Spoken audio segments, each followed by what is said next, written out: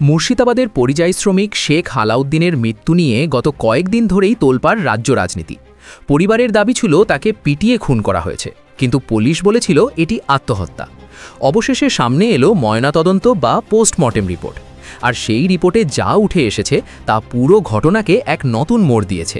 কি আছে সেই রিপোর্টে? সত্যি কি তাকে মারা হয়েছে, নাকি ঘটনা অন্য কিছু? জানাবো আজকের ভিডিওতে। ঘটনার সূত্রপাত কয়েকদিন আগে ঝাড়খণ্ডে উদ্ধার হয় বেলডাঙ্গার শ্রমিক শেখ আলাউদ্দিনের ঝুলন্ত দেহ। এই ঘটনা জানাজানি হতেই ক্ষোভে ফেটে পড়ে তার পরিবার এবং এলাকাবাসী। তাদের স্পষ্ট অভিযোগ ছিল আলাউদ্দিনকে পিটিয়ে খুন করে ঝুলিয়ে দেওয়া হয়েছে। এই নিয়ে রাজনৈতিক তরজাও কম হয়নি।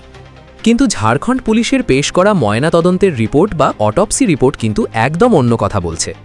অফিসিয়াল রিপোর্ট অনুযায়ী, ১. আলাউদ্দিনের মৃত্যু হয়েছে অ্যান্টেমর্টেম হ্যাঙ্গিংয়ের কারণে, অর্থাৎ ফাঁস লাগানোর সময় তিনি জীবিত ছিলেন, যা চিকিৎসা বিজ্ঞানের ভাষায় আত্মহত্যারই ইঙ্গিত। সবচেয়ে বড় বিষয় হল, রিপোর্টে বলা হয়েছে তার শরীরে কোনো আঘাতের চিহ্ন, নো ইনজুরি মার্কস পাওয়া যায়নি, অর্থাৎ মারধর বা ধস্তাধস্তির কোনো প্রমাণ চিকিৎসকরা পাননি। এখানেই তৈরি হয়েছে ধোঁয়াশা। একদিকে পরিবার দাবি করছে দেহে আঘাত ছিল, তাকে খুন করা হয়েছে। অন্যদিকে সরকারি ডাক্তারি রিপোর্ট বলছে শরীরে কোনো আঁচড় পর্যন্ত নেই, এটি নিছকই আত্মহত্যা। স্বাভাবিকভাবেই প্রশ্ন উঠছে, তাহলে কি পরিবারের অভিযোগ ভিত্তিহীন, নাকি এর পেছনে অন্য কোনো রহস্য লুকিয়ে আছে? পুলিশ